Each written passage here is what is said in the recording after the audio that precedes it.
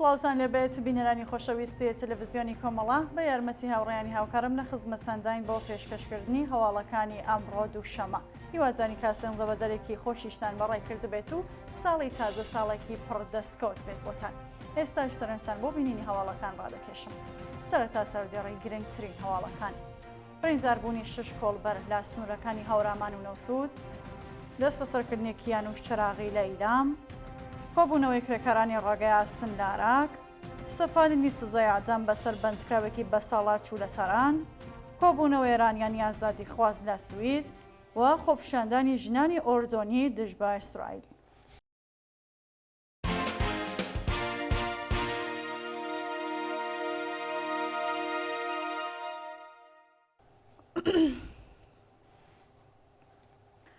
درێژە هەواڵەکان. برینداربوونی 6 کۆڵبەر لە سنوورەکانی هەورامان و نەوسود. ڕۆژانی چوارشەممە و شەممە 8 و 11 خاکەلێوەی 1403 دوو کۆڵبەر لە سنووری نەوسود و 4 کۆڵبەر لە سنووری چەتەی هەورامان بە سەخی هێزەکانی ڕۆژین بریندار بوون. بە پێڕاپۆرتی کۆڵبەر نیۆز ڕۆژی چوارشەممە کۆمەڵێک کۆڵبەر لە سنووری نەوسود کەوتونەتە بۆ سێ هێزەکانی ڕۆژیم و ڕاستەوخۆ تەقەیان لێکراوە. لە ئەنجامی دەستڕێژی گولەی هێزەکانی ڕۆژیم دوو کۆڵبەر بەناوەکانی حەبیب شیری خەڵکی جوانڕۆ و بۆرهانی وەیستی خەڵکی ڕەوانسەر بریندار بوون. لە لایکی دیکەوە ڕۆژی شەممە 4 کۆڵبەرە بەناوەکانی سیلوان تاک خەڵکی قەڵاشێخانی سنا، سامان خەڵکی مەریوان، ئەمیر و سیامەک خەڵکی بانا بە دەستڕێژی گولەی سەرکوتگەرانی ڕۆژیم لە سنووری چەتەی هۆرامان بە سەختی بریندار کراون. دەست بەسەرکردنی کیانوش چراغی لە ئیلام. ڕۆژی شەممە 5 خاکەلێوەی 1403 کیانوش چراغی هاوڵاتی خەڵکی دەهلۆران پاش بانکێش بۆ لەقی ئێژرای ئەحکامی دادگا و شارە دەست بەسەر و بەڵمەستی جێبەجێکردنی سزاکەی ڕەوانێ بەندیخانەی ئیلام کرا. کیانوش چراغی مانگی ڕێزبەری 1402 لەلایەن لەقی دوێ دادگای انقلابی ئیلام با سەرۆکایەتی قازی سەید ڕەزا سەلاحەدینی بە تۆمەتی چالاکی تەبلیغی دژی کۆماری ئیسلامی بە 1 ساڵ زیندانی تەعزیری مەحکوم کرا. هەروەها ڕۆژی 15 خەزەڵوەری 1402 ئەو هاوڵاتیە بە تۆمەتی بڵاوکردنەوەی درۆ بۆمبەستی تێکدانی بیرۆڕای گشتی لەلایەن لەقی 101 دادگای کەیفەری دووی شاری جێهلۆران با سەرۆکایەتی قازی حسەین پەناهی بە 2 ساڵ زیندانی تەعزیری و نووسینی 200 لاپەڕە لە بەسەرهات ڕاستباردە و لێکۆڵینەوە سەبارەت بە 10 کەس لە کوژراوانی شەڕی نێوان ئێران و عێراق سزادرا. شاینی باسەکە شەوی سێشەممە 11 ڕێزبەری 1402 هێز ئەمنیەتیەکان بەبێ بەڵگەی قەزای هێرشیان کردە سەر ماڵی کیانوش چراغی و نەوەبراویان بە توندوتیژەوە دەست بەسەر کرد. گواستنەوەی سابر ئیبراهیمی بۆ گرسوخانەی دەسەڵاتی وەرمێ. سابر ئیبراهیمی شارۆمەندی خەڵکی گوندی ئاڵکاوێ سەر بە شاری شنۆ لا پەیوەندیەکی تەلەفۆنیدا با بنەواڵەکەی ڕاگەیاندووەکە بە مەبەستی لێپرسینەوە ڕەوانەیە گرتوخانەی ئەمنیەتی وەرمێکراوە.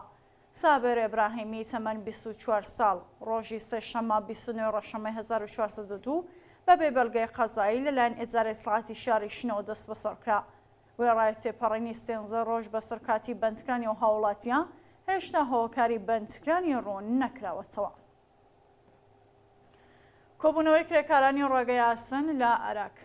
ڕۆژی یەکشەممە 12 خاکەلێوە کرێکارانی شاغڵ لە ڕێکخراوی ڕێگای ئاسنی عێراق بۆ 4مین ڕۆژی بەردەوام لە نەڕزایەتی بەدزۆخی خراپی پیشەی و معیشەتی کۆبوونەوە.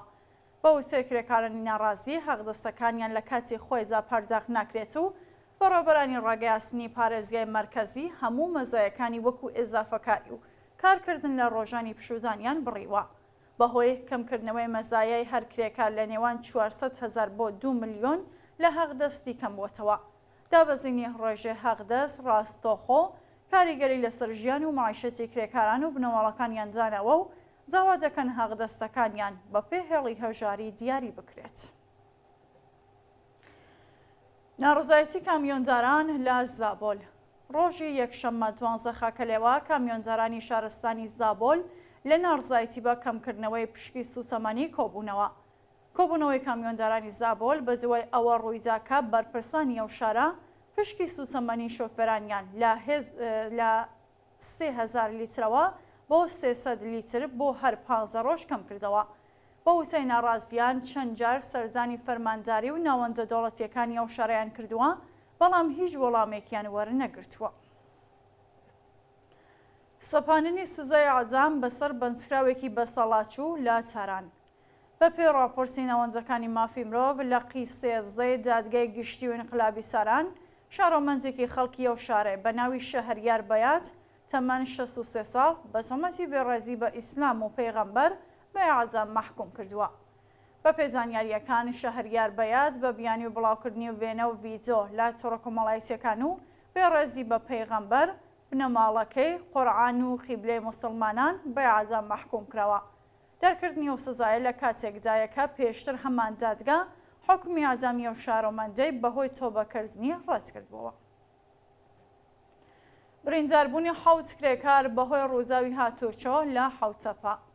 ڕۆژی شەمە 11 خاکەلێوە بەهۆی وەرگەڕانی نیسانی هەڵگری کرێکارانی شەرکەتی نەیشەکەری حوتەپە 7 کرێکار بریندار بوون. بە پێزانیاریەکان لەو ڕووداوەتە 7 کرێکاری تەمەن نێوان 44 بۆ 6 ساڵ بە سەختی بریندار و ڕەوانەی ناوەندە دەرمانیەکانی شارستانی شوشکراون. دابین نەکردنی سرویسی گواستنەوەی ستاندارد و بایەخنەدان بە گیان و تەندروستی کرێکاران هەموو ساڵێک دەبێتە هۆی گیانەدەستان و برینداربوونی چەندین کرێکار. کۆبوونەوەی ئێرانیانی ئازادیخواز لە سوید. ڕۆژی یەکشەممە 12 خاکەلێوە ئێرانیانی ئازادیخوازی دانیشتووی وڵاتی سوید هاوکات لەگەڵ ڕۆژی گشتپرسی ساختەی ساڵی 58 هەتاوی لە شاری ستۆکۆلم کۆبوونەوە. بەپێ راپۆرتەکان ئێرانیانی ئازادیخواز بە بەدەستەوەگرتنی وێنەی جنایەتەکانی کۆماری ئیسلامی لە 45 ساڵی ڕابردوو زاوایان لە کۆمەڵگای جیهانی کرد ئەو حکوومەتە وەکو ڕژیمێکی تیرۆریستی بناسێن و باڵێوزخانەکانی لە ئەوروپا دابخەن. بەشداربوونیەوە چالاکیە بە وتنەوەی دروشم پشتیوانی خۆیان لە بزوستنەوەی ژن ئازادی ڕاگەیاند و خۆزگەری سزادانی بەرپرسانی قەزای و ئەمنیەتی ڕژیم بە تۆمەتی جنایەت دژی مرۆڤایەتی بوون. خۆپیشاندانی ژنانی ئۆردۆنی دژ بە ئیسرائیل. شەوی شەمە 11 خاکەلێوە ژنانی فەمینیستی ئۆردۆن با کۆبوونەوە لە بەردەم سفارەتی ئیسرائیل لە شاری عەمان خوازگەری مەحاکمەی ئەو سەربازە ئیسرائیلیانە بوون کە دەستدرێژی سەکسیان بۆ سەر کچان و ژنانی غەزە کردووە. شەوی ڕابردوو ژنانی ئۆردۆن بێجەنگی کۆمەڵگەی جیهانیان لە جنایەتەکانی ئیسرائیل مەحکوم کرد و خوازگەری داخستنی سفارەتی ئەو وڵاتە لە ئۆردۆن بوون. بەپێی راپۆرتی هەندێک لە سەرچاوەکانی هەواڵ سەربازانی ئیسرائیلی لە نەخۆشخانەی شەفای غەزە دەستدرێژی سەکسیان کردووەتە سەر چەند ژن و دوجار هەموویانیان کوشتووە. بە وتەی ئەرتەشی ئیسرائیل لە جۆروبەری نەخۆشخانەی شەفا 170 فەلەستینی کوژراون و زیاتر لە 800 کەس دەست بەسەر کراون. دوا هەواڵ بێبەشبوونی 4 ملیۆن کچی ئەفغانستانی لە خوێندن. ساڵی تازە خوێندن لە ئەفغانستان لە حاڵێکدا دەستی پێکردووەکە سندوقی منداڵانی نەتەوە یەکگرتووەکان ڕایگەیاندووەکە 330,000 کچ لە قۆناغی سەرەتایی لە خوێندن بێبەشکراون. بەپێی راپۆرتی سندوقی منداڵانی نەتەوە یەکگرتووەکان 330,000 قوتابی کچ کە کلاسی شەشەمیان تەواو کردووە لەلایەن حکوومەتی تاڵیبانەوە لە درێژەدان بە پرۆسەی خوێندن بێبەشکراون. بۆ شێوەیە ڕێژەیە و کشانەی لە ئەفغانستان لە خوێندن بێبەشکراون سنوورەکانی 4 ملیۆن کەسی تێپەڕاندووە و بارپرسانی حکوومەتی تاڵیبانی وەڵامی ڕەخنەی ناوەندەکانی مافی مرۆڤ و کۆمەڵگای جیهانی نادەنەوە. بینەرانی خۆشەویست هەواڵەکانتان پێشکەشکرا هەرشاد واسودە.